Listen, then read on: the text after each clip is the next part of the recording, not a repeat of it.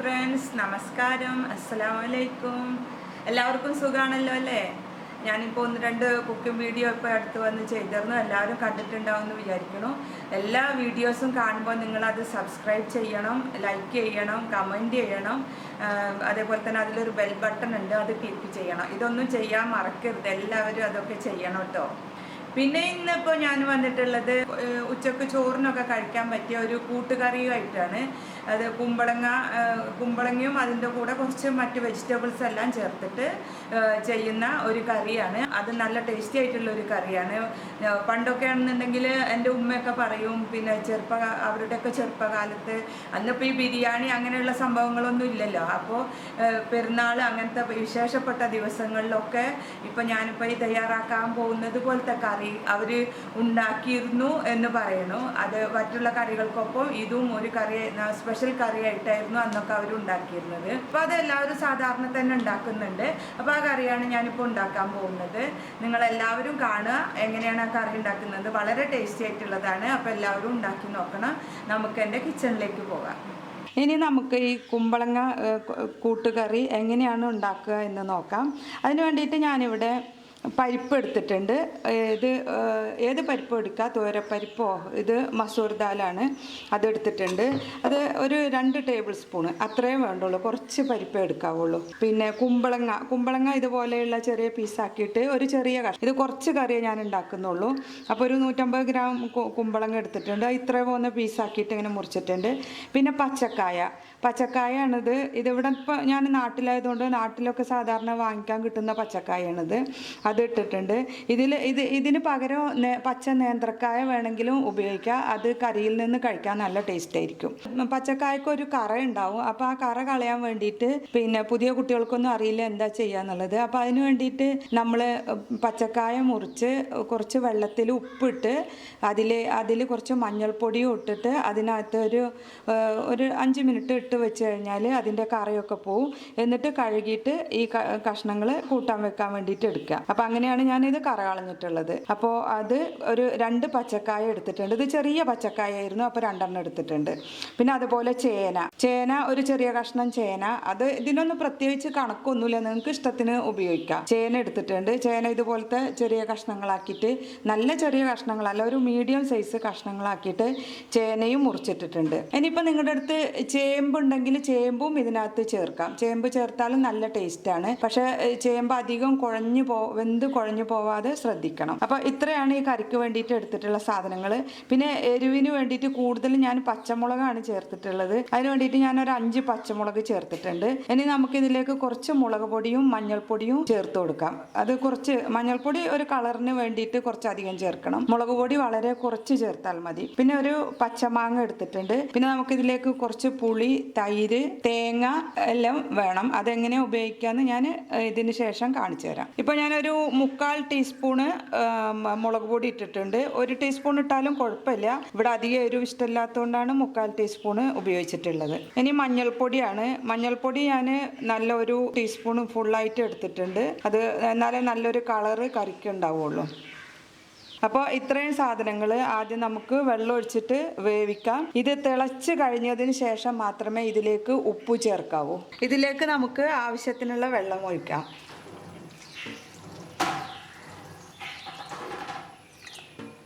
ഈ കഷ്ണത്തിനൊപ്പമായിട്ട് ഞാൻ വെള്ളം ഒഴിച്ചിട്ടുണ്ട്.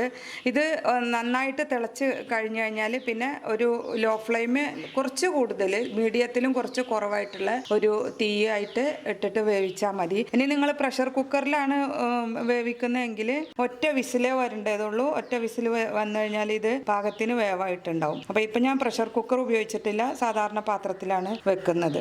ഇതിന് കുറച്ച് വേവാകുമ്പോൾ നമുക്ക് ചേർക്കേണ്ട കുറച്ച് സാധനങ്ങളുണ്ട്, അത് ഞാൻ കാണിച്ചു തരാം. ഇപ്പം നമ്മുടെ കറി തിളച്ച് വന്നിട്ടുണ്ട്. ഇനി നമുക്ക് ഇതിലേക്ക് ഉപ്പ് ചേർത്ത് കൊടുക്കാം. ഉപ്പൊക്കെ ഓരോരുത്തരുടെ ഇഷ്ടത്തിന് ചേർക്കണം. പാകത്തിന് ഉപ്പ് ചേർത്ത് കൊടുക്കുക. ഓരോരുത്തർക്ക് ഉപ്പ് എത്ര വേണം അതിനനുസരിച്ച് ചേർത്ത് കൊടുക്കാം. ഞാൻ ഇപ്പോൾ ഒരു 1.5 ടേബിൾ സ്പൂൺ ഉപ്പ് ചേർത്ത് കൊടുത്തിട്ടുണ്ട്. ഉപ്പ് ഞാൻ എപ്പോഴും പറയുന്ന കാര്യമാണ്, എല്ലാവരും അവരവരുടെ ഇഷ്ടത്തിനനുസരിച്ചിട്ട് ഉപ്പ് ചേർക്കണം. എരിവ്, ഉപ്പ്, പുളി ഇതെല്ലാം ഓരോരുത്തർക്ക് ഓരോരോ ഇഷ്ടങ്ങളായിരിക്കും. അപ്പോൾ അതിനനുസരിച്ചിട്ടാണ് നമ്മളെപ്പോഴും ആ വക ഐറ്റംസ് നമ്മുടെ ഇഷ്ടത്തിനനുസരിച്ചിട്ട് ചേർക്കുക. ഇപ്പോൾ ഇത് ഇനി ഒന്ന് കുറച്ചും കൂടി ഒരു ഹാഫ് വേവായി കഴിഞ്ഞാൽ ഒരു പച്ചമാങ്ങ ഓപ്ഷണലാണ്, നിങ്ങളുടെ അടുത്ത് ഉണ്ടെങ്കിൽ ഉപയോഗിച്ചാൽ മതി, ഇല്ലെങ്കിൽ അത് വിട്ടുകളയാ കുഴപ്പമില്ല.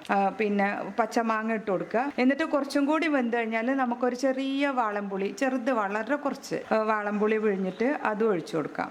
ഇപ്പോൾ പരിപ്പ് ഞാൻ നേരത്തെ പറഞ്ഞു തോരപ്പരിപ്പ് ഉപയോഗിക്കാമെന്ന്. പിന്നെ തോരപ്പരിപ്പാണ് ഉപയോഗിക്കുന്നതിൽ അതിന് മസൂർ ദാലിനേലും കുറച്ചും കൂടി വേവ് അധികമാണ്. അപ്പോൾ നിങ്ങൾ എന്ത് ചെയ്യണമെന്ന് വെച്ചാൽ ആദ്യം കുക്കറിലിട്ടിട്ട് ഒരു 2 വിസിലൊക്കെ തോരപ്പരിപ്പ് വെന്ത് 2-3 വിസിലായിട്ട് തോരപ്പരിപ്പ് വേറെ വേവിക്കണം. എന്നിട്ട് പച്ചക്കറികൾ ഇപ്പം ഈ നമ്മൾ മുറിച്ചിട്ട കഷ്ണങ്ങളൊക്കെ വെന്ത് കഴിഞ്ഞ ശേഷം അതിലേക്ക് ആ പരിപ്പ് വെന്തത് മിക്സ് ചെയ്ത് കൊടുത്താൽ മതി. ഇപ്പം നമ്മുടെ കറിയുടെ കഷ്ണങ്ങളൊക്കെ പകുതി വേവായിട്ടുണ്ട്, പരിപ്പൊക്കെ പാകത്തിന് വേവായിട്ടുണ്ട്. ഇനി ഇതിലേക്ക് ഞാനൊരു ഒരു ചെറിയൊരു പച്ചമാങ്ങയാണ് അത് ചേർക്കുന്നുണ്ട്. കറിയിലിപ്പോൾ വെള്ളം കുറവാണെങ്കിൽ കുറച്ച് തിളച്ച വെള്ളം നിങ്ങൾക്ക് ഒഴിച്ചു കൊടുക്കാം കേട്ടോ. അത് കുഴപ്പമില്ല, തിളച്ച വെള്ളം ഒഴിക്കണം എന്നുള്ളൂ, പച്ചവെള്ളം ഒഴിക്കരുത് ഒരിക്കലും. ഏത് കറിയിലാണെങ്കിലും വെള്ളം കുറവ് തോന്നുകയാണെന്നുണ്ടെങ്കിൽ പിന്നെ പച്ചവെള്ളം ഒരിക്കലും ഒഴിക്കരുത്, തിളച്ച വെള്ളം മാത്രമേ ഒഴിക്കാവുള്ളൂ. ഞാനിപ്പോൾ ഇതിനകത്തേക്ക് കുറച്ച് വെള്ളം ഒഴിക്കേണ്ടതുണ്ട്, കാരണം വെള്ളം കുറച്ച് വറ്റിയിട്ടുണ്ട്.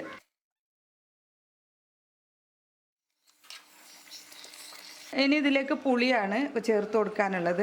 കുറച്ച് കഴിഞ്ഞിട്ട് ചേർത്താൽ മതി, ഒരു 2 മിനിറ്റ് കഴിഞ്ഞിട്ട് ചേർത്താൽ മതി.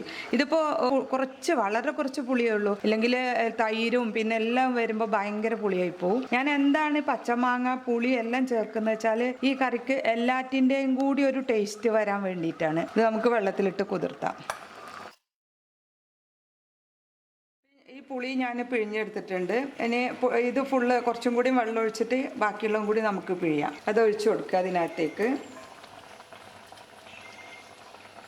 ഇതിന് വേണ്ടിയിട്ട് ഞാൻ നേരത്തെ തിളപ്പിച്ച വെള്ളം കുറച്ച് ചൂടാറുന്നത് വരെ വെയിറ്റ് ചെയ്തിട്ട് ആ വെള്ളം തന്നെയാണ് ഞാൻ പുളി പിഴിയാൻ വേണ്ടിയിട്ട് ഉപയോഗിച്ചിട്ടുള്ളത്. കാരണം നമ്മൾ പച്ചവെള്ളം ഇടയ്ക്ക് കറിയിൽ ഒഴിച്ചു കൊടുത്തു കഴിഞ്ഞാൽ ആ കറിക്ക് ഒരു പച്ചവെള്ളത്തിൻ്റെ ചുവ ഉണ്ടാവും. അപ്പോൾ അത് ഇല്ലാതിരിക്കാൻ വേണ്ടിയിട്ട് എപ്പോഴും നമ്മൾ കറി വെന്ത് കഴിഞ്ഞ ശേഷം എപ്പോഴും നമ്മൾ ചുടുവെള്ളം, തിളച്ച വെള്ളം മാത്രമേ എക്സ്ട്രാ വെള്ളം ആവശ്യമുണ്ടെങ്കിൽ ചേർക്കാവൂ. ഇനി ഇതും കൂടി നമുക്ക് അതിലേക്ക് ഒഴിക്കാം. കൊടുക്കുക. ഒന്നും കൂടി വേവട്ടെ, കുറച്ച് നേരം കൂടി വെന്തിട്ടുണ്ട്. എന്നാൽ ഈ മാങ്ങയുടെ പുളിയൊക്കെ ഒന്ന് ഇറങ്ങാൻ വേണ്ടിയിട്ട് ഒരു 2 മിനിറ്റും കൂടി കുക്കാവട്ടെ.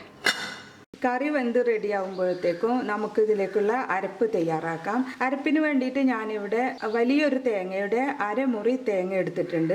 പിന്നെ ചെറിയുള്ളിയാണ്. ചെറിയുള്ളി ഇത് വളരെ സൈസ് ചെറുതാണ്, അതുകൊണ്ട് 4 ചെറിയുള്ളി എടുത്തിട്ടുണ്ട്. ഒരു നുള്ള് ചെറിയ ജീരകം, നല്ല ജീരകം എന്നൊക്കെ പറയില്ല, അതാണ് എടുക്കേണ്ടത്. പിന്നെ ഒരു 1/4 കപ്പ് തൈര്. 1/4 കപ്പ് തൈര് മതി, കാരണം ഇത് നല്ല പുളിയുള്ള തൈരാണ്. ഇനി ഈ തേങ്ങയിൽ നിന്നും ഒരു 2 ടേബിൾ സ്പൂൺ തേങ്ങ നമുക്ക് മാറ്റി വെക്കാം. അത് അരക്കണ്ട, അതുകൊണ്ട് നമുക്ക് പിന്നീട് ആവശ്യമുണ്ട്.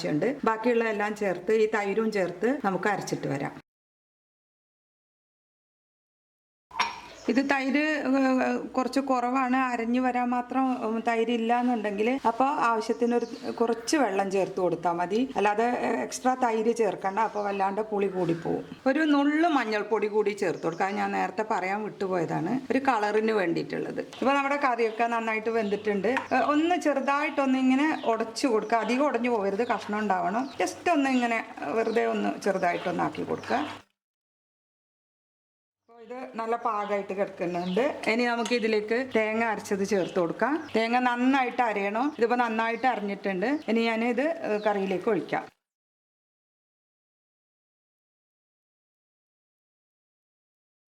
കറി കുറച്ച് കട്ടിയുണ്ട്, അപ്പോൾ നമുക്ക് കുറച്ച് തിളപ്പിച്ചാറിയ വെള്ളം ഒഴിച്ചു കൊടുക്കാം. ഇത് മിക്സിയുടെ ജാറ് ഒന്ന് ചുഴറ്റിയിട്ട് അതിൽ ഒഴിച്ചു കൊടുക്കും. അപ്പോൾ ഞാനത് തിളപ്പിച്ചാറിയ വെള്ളമാണ്, അത് മിക്സിയുടെ ജാറ് കഴുകിയിട്ട് ഒഴിച്ചിട്ടുണ്ട്.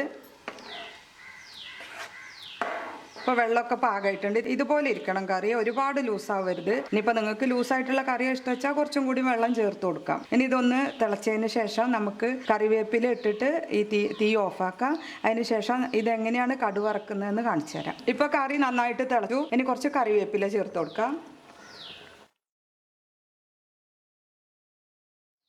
തീ ഓഫ് ചെയ്യാം നമുക്ക്.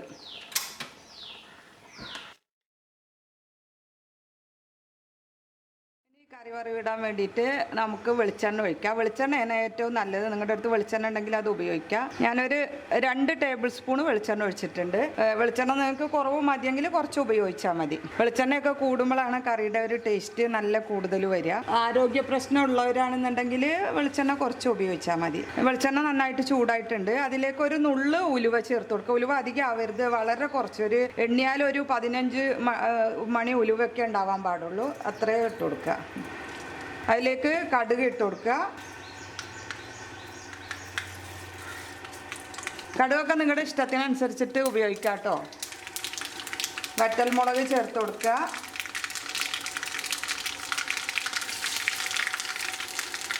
കറിവേപ്പില ചേർത്ത് കൊടുക്കുക. ഇനിയാണ് നമ്മുടെ ഒരു സ്പെഷ്യൽ ഇൻഗ്രീഡിയൻറ്റ്. നേരത്തെ കുറച്ച് തേങ്ങ മാറ്റി വെച്ചിരുന്നു. അത് ഇതിനകത്ത് ഇട്ട് കൊടുത്തിട്ട് ഒന്ന് നന്നായിട്ട് വറുത്തെടുക്കണം.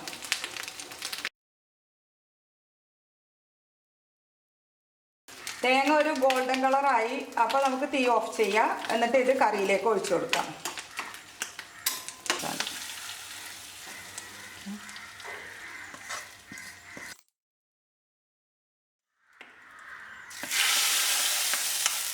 ഇത് ഇതേപോലെ ഇളക്കാതെ ഒരു 5 മിനിറ്റ് ഇങ്ങനെ മൂടി വെക്കണം. 5-10 മിനിറ്റ് ഇങ്ങനെ മൂടി വെക്കുക. അതിന് ശേഷം ഒന്ന് ഇളക്കി ചേർത്ത് കൊടുക്കണം. ഇനി ഇത് നമുക്കൊന്ന് ഇളക്കി കൊടുക്കാം.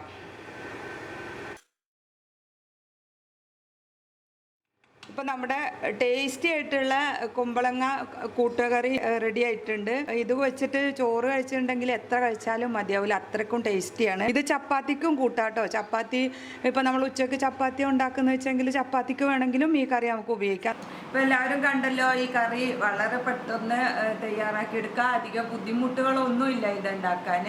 വളരെ കുറച്ച് സാധനങ്ങൾ, ചേന, കുമ്പളങ്ങ, പിന്നെ പച്ചക്കായ, ചേമ്പുണ്ടെങ്കിൽ ചേമ്പ്, ഇത്രയും സാധനങ്ങളേ വേണ്ടുള്ളൂ.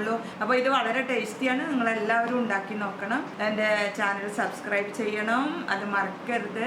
പിന്നെ ലൈക്ക് ചെയ്യണം, കമൻറ്റ് ചെയ്യണം. നിങ്ങൾക്ക് എന്തെങ്കിലും പുതിയതായി കുക്ക് ചെയ്യുന്ന കുട്ടികളാണ്, അവർക്ക് എന്തെങ്കിലും ഡൗട്ട് ഉണ്ടെങ്കിൽ എൻ്റെ അടുത്ത് കമൻറ്റ് ബോക്സിൽ വന്നിട്ട് ചോദിക്കാം. ഞാൻ നിങ്ങൾക്ക് റിപ്ലൈ ചെയ്യുന്നതാണ്. Thank you very much.